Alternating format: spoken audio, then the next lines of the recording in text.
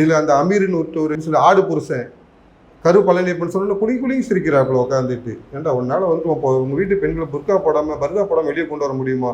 நீ அங்கே பெண்ணடிமைத்தனத்தை ஒழிச்சிட்டியா? நம்ம பஞ்சாயத்தில் முதல்வர் மு.க. ஸ்டாலின் வந்துட்டு என்னமோ சமஸ்கிருத மந்திரத்தை கரைத்து குடித்த ஒரு வித்வான் மேலே வந்துட்டு சமஸ்கிருத மந்திரங்கள் வந்து ஆபாசம் இருந்தவன் அப்படின்னாரு. உனக்கு துண்டு சீட்டு பார்த்தே ஒழுங்கா படிக்க துப்பு இல்லை. எரியுதடி மாலா போடு. ஒரு நாள் இந்து பெண்கள் வந்து விளக்கு மாத்திரம் அடிப்பாங்க பார்த்துக்கோ. ஒன்னெல்லாம் ரொம்ப பொறுமையாக போயிட்டு இருக்காங்கன்னு நினச்சிட்டு இருக்கேன். நீ உலகம் முழுவதும் இந்து தாய்மார்கள் வந்து பார்த்தீங்கன்னா வரலட்சுமி நோன்பு வந்து கொண்டாடி முடிச்சிருக்காங்க. கரு பழனியப்பன்ற ஒருத்தர் வந்து என்ன சொல்கிறாருன்னா, வரலட்சுமி நோன்பு வந்து கேவலப்படுத்தி பேசியிருக்காரு. அதே காலகட்டத்தில் தான் நம்ம அந்த கஞ்சா கவிஞர்னு அழைக்கப்படும் வைரமுத்தும் வந்து பார்த்தீங்கன்னா ராமர் வந்து திகைத்து நின்றாருங்கிறது வந்து பிரிந்த ராமன் செய்வதறியாமல் புத்தி சுவாதீனம் இழந்து விட்டான். புத்தி சுவாதீனம் இல்லாமல் இருந்தார் அப்படின்னு சொல்லிட்டு இந்து மதத்தை இழிவுபடுத்தியிருக்காரு. இவர் வந்து இங்கே வந்து கரு பழனியப்பன் வந்து வரலட்சுமி நோன்பு அன்னைக்கு வந்து பார்த்தீங்கன்னா தாய்மார்கள்லாம் போயிட்டு வந்து அன்னைக்கு வந்துட்டு வீட்டில் இருக்கிற பெரிய குடும்ப தலைவர் போயிட்டு சமைச்சு கொடுக்கணும், காப்பி வச்சு கொடுக்கணும், சோறு வச்சு கொடுக்கணும் அப்படின்னு சொல்லிட்டு அவங்க குடும்பத்தில் நடக்காத விஷயத்தை எங்கள் குடும்பங்களில் சகஜமாக நடக்கக்கூடிய விஷயத்தை அவங்க குடும்பத்தில் நடக்காத விஷயத்த சொல்லியிருக்காரு. ஏன்னா அவங்க குடும்பத்தில் பார்த்தீங்கன்னா அம்மா வந்து காலங்காலமாக அடுப்படியிலே வச்சு பழக்கப்படுத்திட்டாங்க போல இருக்குது. அதனால் அவர் என்ன சொல்கிறாரு, அம்மாவுக்கு சமைச்சு கொடுக்கணும், அம்மாவுக்கு சாப்பிட விடணும் அப்படின்னு சொல்லிட்டு நிறைய விஷயம் சொல்கிறாரு. அவர் குடும்பத்தில் அப்படி தான் இன்றைக்கி வரைக்கும் நடந்துகிட்டு இருக்குது. இந்த கரு பழனியப்பனோட பெரியப்பா தான் இந்த கருப்பையா. கரு பழனியப்பன் என்ன செய்கிறாரு, தன்னை விட வசதி வாய்ப்பில் அதிகமாக உள்ள ஒரு மலேசிய பொண்ணை கல்யாணம் பண்ணிக்கிறாரு. கல்யாணம் பண்ணதுனால இவரை வந்து குடும்பத்தை வச்சு தள்ளி வச்சிடுறாங்க, ஜாதியை வச்சு தள்ளி வச்சுட்டாங்கன்ட்டு இவரே போயிட்டு 2004 பண்ண கல்யாணத்துக்கு 2025 போயிட்டு மாவட்ட கண்காணிப்பாளர் எஸ்பிகிட்ட போய் புகார் கொடுத்துருக்காரு.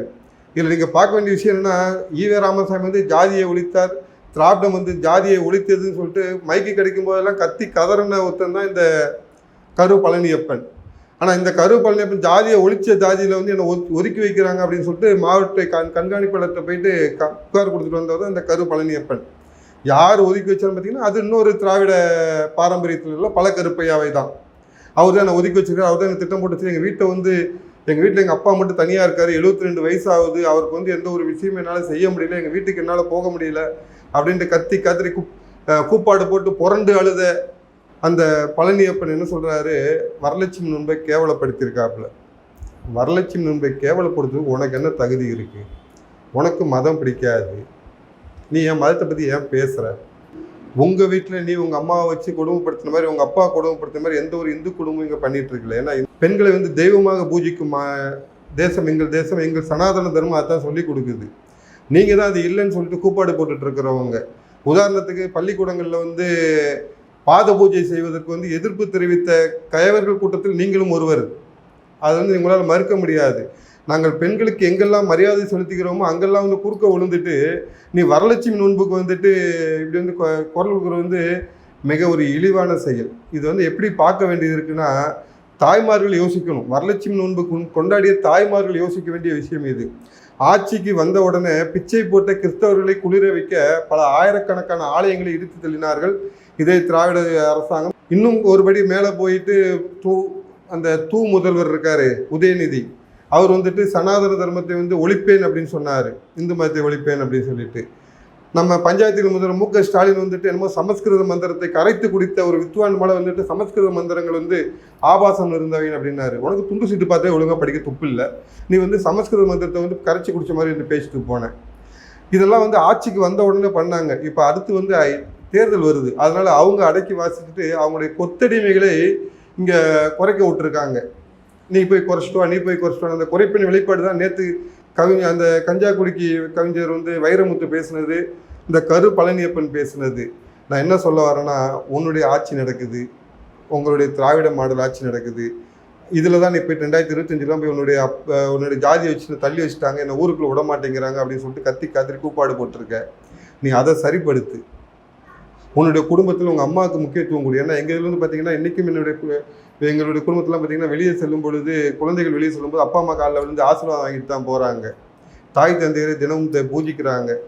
ஆசிரியர்களை பூஜிக்கிறதுக்கு பாத பூஜை நீங்கள் செய்யக்கூடாதுன்னு சொன்னாலும் அங்கே செஞ்சுட்டு தான் இருக்காங்க.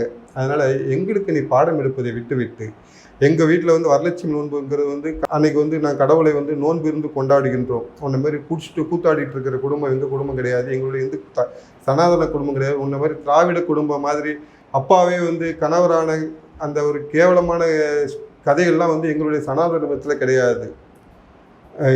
இன்னொன்று சொல்லி அந்த டைமில் நேற்று வந்து ரக்ஷா பந்தனுக்கு வந்து நிறைய பேர் கேட்டாங்க, ரக்ஷா பந்தனுக்கு வந்து இந்துக்கள் வந்து ஏன் கொண்டாடுறாங்க அப்படின்னு சொல்லிட்டு. அது என்ன விஷயம்னு பார்த்தீங்கன்னா, சில சகோதரர்கள் கேட்டிருந்தாங்க. அவங்களுக்காக என்ன விஷயம்னு பார்த்தீங்கன்னா, தாய் தவிர அனைவரும் சகோதரிகள் கொண்டாடுறதுக்கு ரக்ஷா பந்தன். அவங்க உடனே கேட்டாங்க, இந்த லவர்ஸ் டே ஃப்ரெண்ட்ஷிப் டே அப்படின்னாங்க.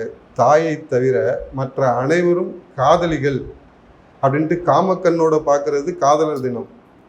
தாயை தவிர அனைவரும் சகோதரிகள் பார்க்கறது எங்களுடைய ரக்ஷா பந்தன், சகோதரிகள் தினம். இந்த 10 நாள் இன்னும் கொண்டாடலாம்.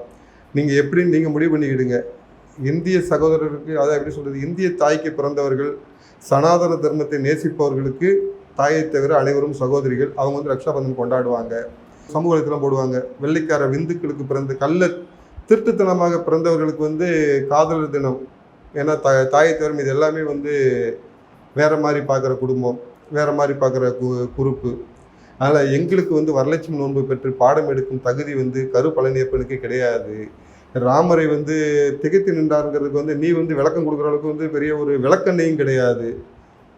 ஏன்னா உன்னுடைய மனைவி உன்னுடன் கிடையாது, கருப்பழனுக்கு அவங்க அப்பா அவர் கூட கிடையாது. இந்த மாதிரி நீங்கள் உங்கள் முதுகில் வந்து 1008 அழுக்க வச்சுட்டு எங்களுடைய தர்மத்தை குறை சொல்ல உங்களுக்கு என்ன தகுதி இருக்குது? நீங்கள்லாம் மைக் கிடைச்சா என்ன வேணாலும் பேசிட்டு போயிட்டே இருப்பீங்களா? ஆனால் வந்து இதே போல் ஒரு கிறிஸ்தவ மதத்தையோ ஒரு முஸ்லீம் மதத்தையோ சொல்லியிருந்தால் நேரம் கும்பல் கூடி இருக்கும், அவங்க வீட்டு முன்னாடி நின்று வெளியே வந்திருக்க மாட்டாங்க. அதனால் அவங்களை பற்றி பேசுறதுக்கு பயப்படுறாங்க. இதில் அந்த அமீரின் ஒரு அந்த எப்படி சொல்ல ஆடு புருஷன் கரு பழனியப்பன் சொன்ன குடிங்கி சிரிக்கிறாப்புல உட்காந்துட்டு. ஏன்டா உன்னால் வந்து உங்கள் வீட்டு பெண்களை பர்தா போடாமல் வெளியே கொண்டு வர முடியுமா? நீ அங்கே பெண்ணடிமைத்தனத்தை ஒழிச்சிட்டியா? ஒரு மசூதிக்கு வந்து உன்னுடைய பெண்களை போய்ட்டு இமாமா அறிவிக்க முடியுமா? அங்கே நீ பெண்ணடிமையை ஒழிச்சிட்டியா? அப்போ அங்கெல்லாம் செய்ய முடியாததை வந்து நீ வந்து எங்கள் மதத்தில் ஒருத்தர் குறை சொன்னால் அவளை குடிங்கி சிரிக்கிற. அதனால் நீ உன்னுடைய முதுகை பாரு. உன்னுடைய உங்கள் குடும்பத்தை அந்த எப்படி சொல்கிறது, அந்த கொத்தடிமைத்தனத்தை, உங்களுடைய மதத்தில் இருக்கும் கொத்தடிமைத்தனத்தை ஒழித்து விட்டு இந்த மாதிரி கரு பழனியப்பன் பேசும்போது குலுங்கி சிரி. கரு பழனியப்பன் வந்து முதல்ல உங்கள் குடும்பத்தில் உங்கள் வீட்டோட உங்கள் அப்பனை போய் பார்க்க போயிருப்பார். உங்கள் அப்பனை ஃபஸ்ட்டு உங்கள் அப்பாவை போய் ஃபஸ்ட்டு காப்பாற்றப்பார். ஏன்னா ரொம்ப உடம்பு சரியில்லாமல் இருக்க அந்த வீடு வந்து அப்போ போய் இடிஞ்சு விழுதுன்ற அதெல்லாம் சரிப்படுத்த பார்த்துட்டு அப்புறம் நீ சமுதாயத்தை சீர்படுத்த வந்து எங்கள் கருத்து சொல்லவா, கருத்து விளக்கணையில் அப்புறம் சொல்ல வரலாம். ஏன்னா இதே போல் சொல்லிகிட்டே அழிஞ்சுன்னு வச்சுக்கிட்டேன்.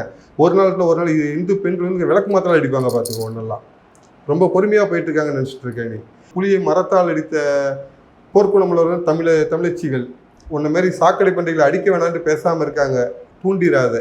ஒதுங்கி போகிற பன்றியை பார்த்து ஒதுங்கி போவது பயத்தினால் அல்ல, அந்த சாக்கடையின் மீது பட்டுவிடக்கூடாது என்பதை புரிந்து நடந்து கொள்.